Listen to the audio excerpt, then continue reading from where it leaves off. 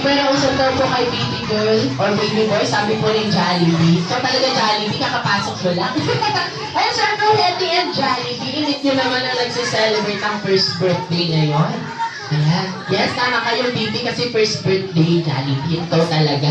Ayan, hi daw sa'yo, Ate Akira. Ayan, kinukuha ka niya, Hetty. Naku, mukhang iuwi ka ni Ate Akira ngayon, ah. Ayan, hi daw po sa'yo, Ate. Sabi ni Hetty.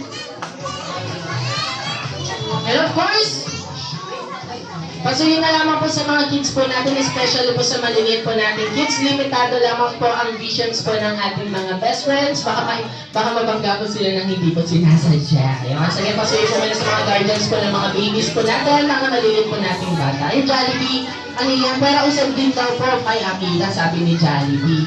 And syempre, best friend Jollibee and Hetty, family picture muna tayo together with our birthday celebrant. Hey Jollibee, nakapost ka agad dyan. Wala pa Jollibee.